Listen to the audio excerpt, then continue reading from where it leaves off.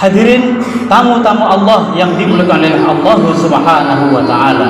Insyaallah kita semua mulia karena kita ini adalah tamu-tamunya Allah dan masjid adalah rumahnya Allah Subhanahu wa taala. Maka berbahagialah orang-orang yang bisa hadir tadi, sang muazin yang begitu merdu, begitu syahdu melantunkan suara azannya yang menggema, Allahu Akbar, Allah Maha Besar, Allahu Akbar, Allah Maha Besar. Semua di dunia ini kecil, semua di dunia ini kecil, yang besar satu saja, siapa dia? Allah Azza wa Jalla.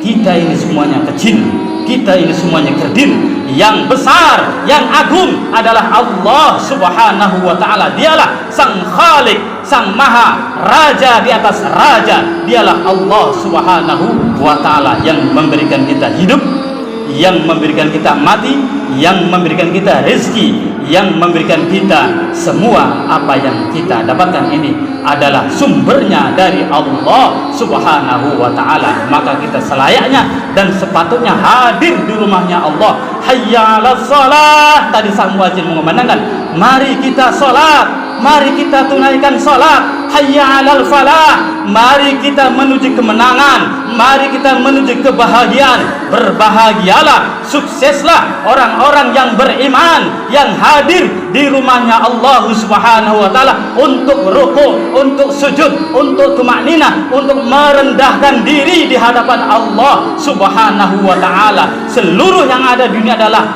kecil, yang besar satu saja, siapa dia?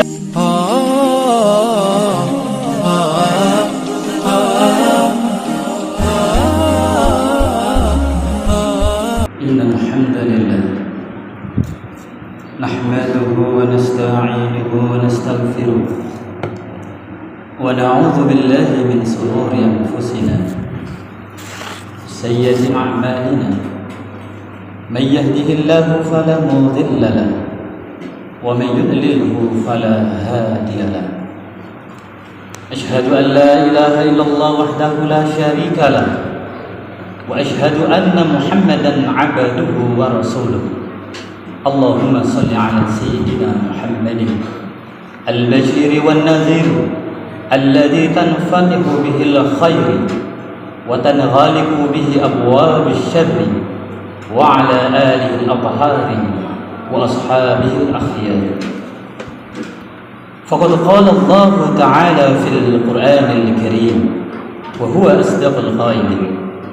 A'udzu billahi minasy syaithanir rajim. Ya ayyuhalladzina amanu taqullaha haqqa tuqatih wa la tamutunna illa wa antum muslimun. Wa qala ta'ala fi ayatin ukhra, ya ayyuhalladzina amanu taqullaha wa qulu qawlan sadida yuslih lakum a'malakum wa yaghfir lakum dhunubakum wa may yuti'illaha wa rasulahu faqad faza fawzan 'azima. Ibadallah, usikum wa nafsi bitaqwallah faqad fazal muttaqun. Hadirin jemaah salat Jumat yang insyaallah dimuliakan oleh Allah Subhanahu wa taala. Pada kesempatan siang yang mulia ini, siang yang berbahagia ini, kita semua adalah tamu-tamunya Allah Subhanahu wa taala. Kita semua yang hadir di Masjid Geria Pantura Asri, Masjid An-Nur, Masjid Cahaya Kemilau, agar An-Nur mencahaya seluruh umat manusia yang ada di komplek Geria Pantura Asri ini, agar manusia-manusia ini beriman semuanya kepada Allah Subhanahu wa taala, agar semua manusia-manusia taat kepada perintah-perintah Allah Subhanahu wa taala dan menjauhi daripada larangan-larangan Allah Subhanahu wa taala. Hadirin tamu-tamu Allah yang dimuliakan oleh Allah Subhanahu wa taala. Insyaallah kita semua mulia karena kita ini adalah tamu-tamunya Allah dan masjid adalah rumahnya Allah Subhanahu wa taala. Maka berbahagialah orang-orang yang bisa hadir tadi, sang muazin yang begitu merdu, begitu syahdu melantunkan suara azannya yang menggema, Allahu Akbar, Allah Maha Besar, Allahu Akbar, Allah Maha Besar. Semua di dunia ini kecil, semua di dunia ini kecil, yang besar satu saja, siapa dia? Allah Azza wa Jalla. kita ini semuanya kecil, kita ini semuanya kerdil. Yang besar, yang agung adalah Allah Subhanahu wa ta'ala. Dialah sang Khalik, sang Maha Raja di atas raja. Dialah Allah Subhanahu wa ta'ala yang memberikan kita hidup, yang memberikan kita mati, yang memberikan kita rezeki, yang memberikan kita semua apa yang kita dapatkan. Ini adalah sumbernya dari Allah Subhanahu wa ta'ala. Maka kita selayaknya dan sepatutnya hadir di rumahnya Allah. Hayya 'alas shalah. Tadi sang muadzin mengumandangkan, mari kita salat, mari kita tunaikan salat. Hayya 'alal falah. Mari kita menuju kemenangan, mari kita menuju kebahagiaan. Berbahagialah, sukseslah orang-orang yang beriman, yang hadir di rumahnya Allah Subhanahu wa ta'ala untuk rukuk, untuk sujud, untuk tumakninah, untuk merendahkan diri di hadapan Allah Subhanahu wa ta'ala. Seluruh yang ada di dunia adalah kecil, yang besar satu saja. Siapa dia? Allahu Akbar. Allah Maha Besar. Hadirin yang dimuliakan oleh Allah Subhanahu wa ta'ala, takutlah kita semua kepada Allah. Takutlah kita semua kepada Allah Subhanahu wa ta'ala. Saudaraku yang mulia, mari kita angkat kepala, tatap sang khatib, agar sang khatib ini begitu semangat dalam menyampaikan wasiat takwa. Karena di dalam khutbah ada rukun berupa takwa. Jikalau kita muhadirin yang hadir ngobrol sendiri saja, tidak mendengarkan apa maksud daripada sang khatib berwasiat, maka sia-sialah pahala sholat Jumat kita. Saudaraku yang dimuliakan oleh Allah Subhanahu wa ta'ala, Imam Ibnu Qayyim Al-Jauziyah pernah mengatakan bahwa Allah Subhanahu wa ta'ala menciptakan yang namanya nafsu. Supaya apa? Agar manusia ini tetap eksis di muka bumi ini. Imam Ibnu Qayyim Al-Jauziyah pernah mengatakan bahwa di dalam diri manusia itu ada yang namanya nafsu. Maka saudaraku yang mulia, jikalau seluruh anggota badan kita dari ujung rambut sampai ujung kaki dikuasai oleh nafsu, maka sungguh kita ini orang yang merugi. Maka sungguh kita ini orang yang rugi dan serugi-ruginya. Maka hadirin mulia, judul atau tema khutbah pada kesempatan yang mulia ini, khatib mengangkat judul yaitu mengendalikan hawa nafsu. Penting saudaraku kita kendalikan hawa nafsu. Kenapa Imam Ibnu Qayyim Al-Jauziyah mengatakan bahwa Allah Subhanahu wa ta'ala menciptakan yang namanya nafsu menempel di dalam manusia. Nafsu tak nampak, nafsu tak kelihatan, nafsu tak terlihat, tapi seluruh manusia umat Islam harus yakin dan meyakininya dengan seyakin-yakinnya. Kenapa saudaraku? Karena jikalau manusia ini tidak ditempeli nafsu, maka mungkin manusia ini malas untuk beribadah, maka mungkin manusia ini malas untuk bekerja, maka mungkin manusia ini malas untuk mencari jabatan, mencari profesi, mencari gelar, pendidikan, dan lain-lain sebagainya. Karena itu manusia ditempeli yaitu yang namanya an-nafs, nafsu, agar semangat dalam hidup. Saudaraku yang dimuliakan oleh Allah Subhanahu wa ta'ala, lantas baginda dahulu sebelum Islam berjaya pernah yaitu berperang yang namanya perang Al-Badr, di mana perang Badr ini umat Islam yang ikut Nabi ini yang perang hanya 313 tentara-tentara mujahid Islam waktu itu, hanya 313 saja melawan tentara-tentara kafir Quraisy waktu itu ribuan jumlahnya. Tapi atas daripada doa Rasulullah dan mujahid dan tentara-tentara pasukan Badar ini, 1000 pasukan kufar mati dan lari terbirit-birit. Ini saudaraku yang dimuliakan oleh Allah Subhanahu wa ta'ala. Lantas ketika itu orang-orang Islam mukmin mengatakan kita telah menang dari perang besar, kita telah mengalahkan daripada perang besar, perang heroik. Tetapi saudaraku yang mulia, Rasulullah menyampaikan, raja'na minal jihadil asghar ila jihadil akbar. Sahabat-sahabatku, kita ini telah menang dari perang kecil. Nanti kita akan menghadapi perang yang sangat besar, perang yang sangat hebat, perang yang sangat dahsyat. Ini perang Badar dari perang-perang umat Islam ini perang yang terbesar. Kok ada perang yang besar lagi, kata para sahabat. Maka sahabat heran, sahabat bertanya. Kalau gitu saya bertanya pada Rasulullah, wa ma jihadul akbar? Apa itu jihad yang paling besar setelah perang Badar, wahai Rasulullah? Maka Rasulullah menjawab, saudaraku, jihadun nafs. Jihadun nafs, jihad melawan hawa nafsu. Sekali lagi, nafsu tidak kelihatan di dalam diri manusia. Sekali lagi, yang namanya nafsu tidak nampak, tidak kelihatan. Tapi kita mesti percaya bahwa nafsu ada di dalam diri manusia. Dan sungguh rugi dan serugi-ruginya jika anggota tubuh manusia dari ujung rambut sampai ujung kaki dikuasai oleh nafsu. Saudaraku yang dimuliakan oleh Allah Subhanahu wa taala, takutlah semua kepada Allah, takutlah kita semua kepada Allah. Kemudian hadirin mulia, an-nafs ini banyak yang mengatakan bahwa an-nafs ini identik sekali dengan keburukan. An-nafs ini identik sekali dengan kejahatan.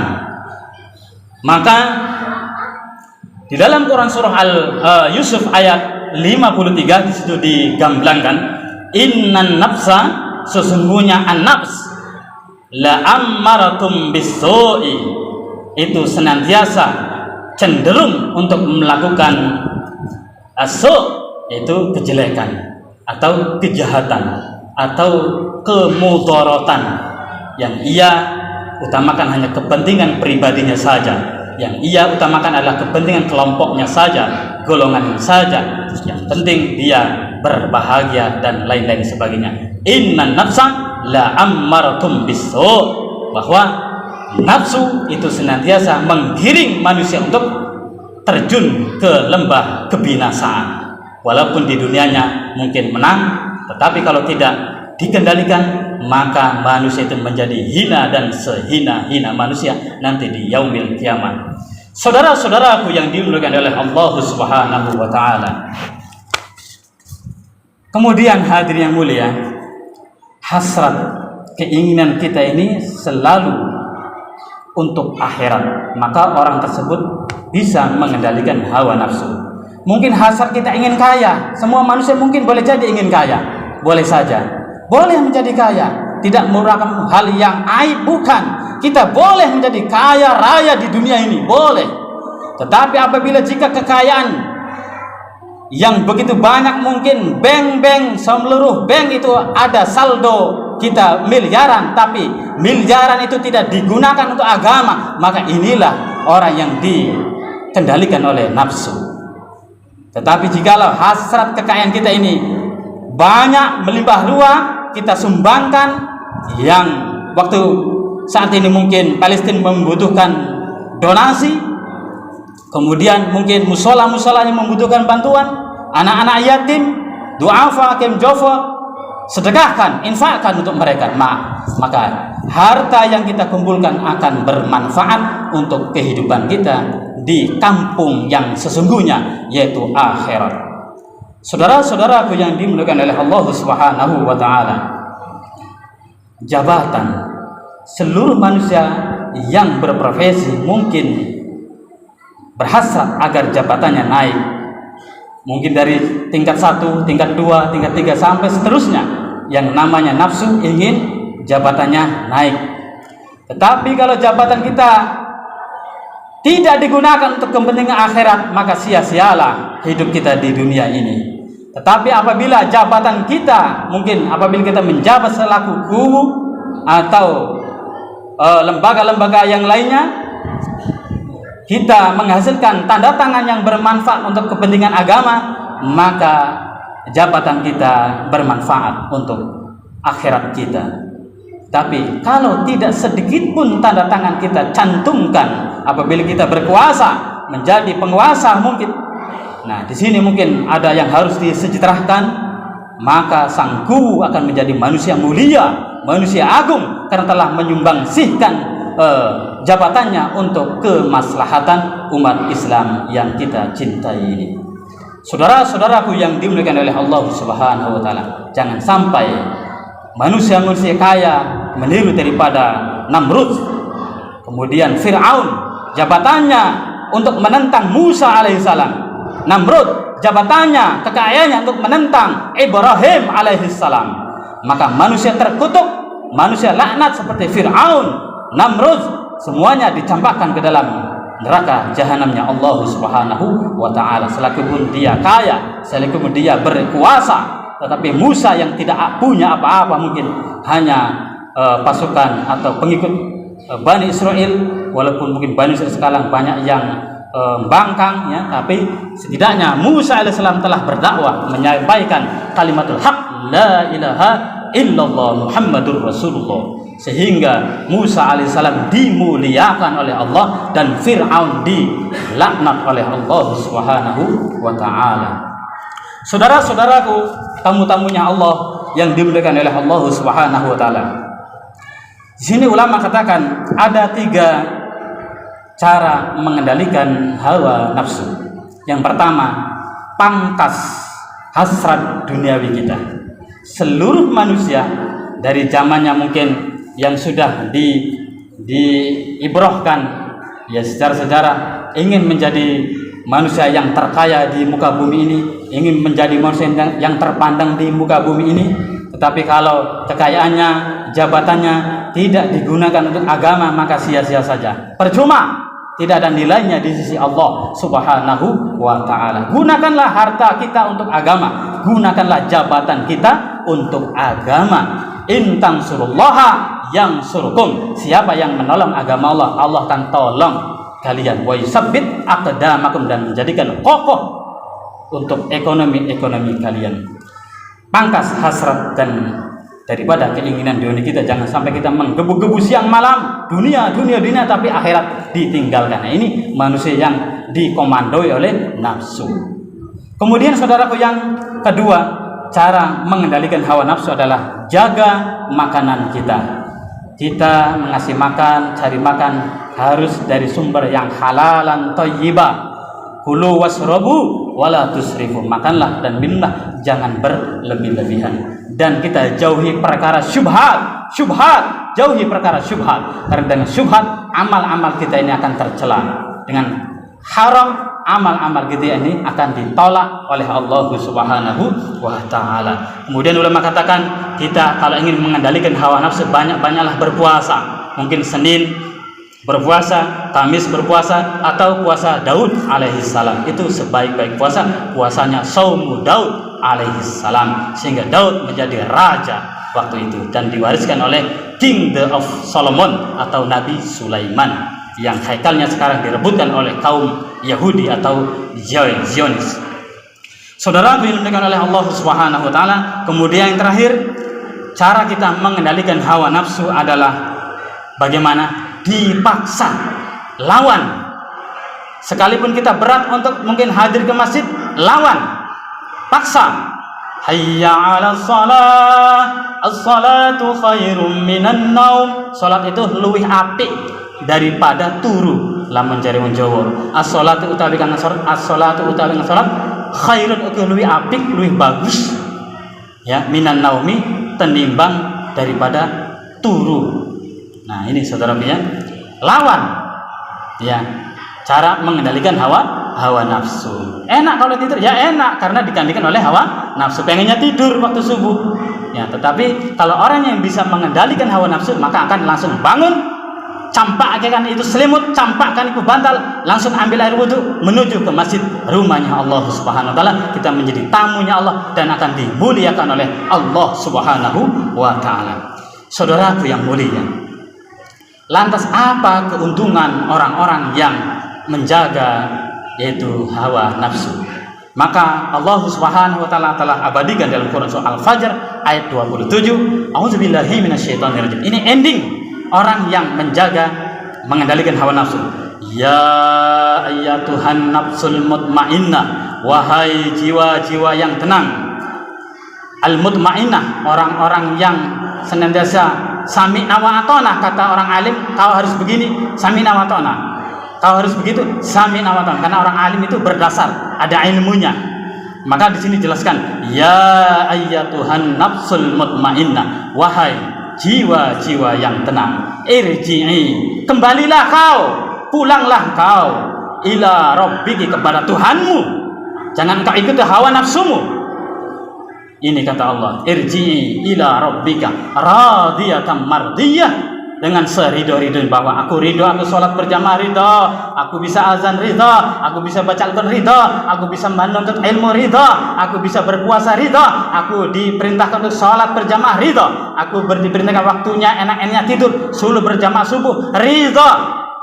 Maka ini ya ayyatuhan nafsul mutmainnah irji'i, pulanglah, kembalilah, jangan kau ikuti hawa nafsumu, ya. Irji'i ila rabbiki radiyatan mardiyah fadkhuli, engkau masuk ke golongan hamba-hambaku yang dijamin surga. Siapa dia? As-syuhada was-salihin wat-tabi'un tabi'in.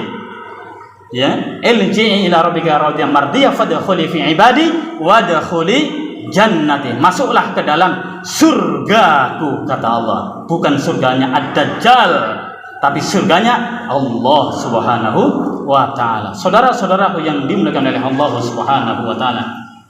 Demikian khutbah Jumat yang singkat dan padat ini, semoga bermanfaat untuk diri saya pribadi dan bermanfaat pula untuk tamu-tamunya Allah yang mulia yang sedang duduk manis mendengarkan tausiah atau wasiat takwa dari sang khatib. Wasiat takwa, dengarkan dan amalkan. Karena tadi Bilal juga menyampaikan, dengarkan kemudian amalkan. Sami'na wa ata'na. Insyaallah kita semua hamba-hamba Allah yang bisa mengendalikan hawa nafsu. Jangan kita turuti hawa nafsu. Turutilah keimanan dan keyakinan kita berdasarkan ilmu Al-Quran dan Al-Hadis. A'udzubillahi minasyaitonirrajim. Bismillahirrahmanirrahim. Wal 'asr innal insana lafi khusr illa allazina amanu wa 'amilus solihat wa tawasaw bil haqq wa tawasaw bis sabr.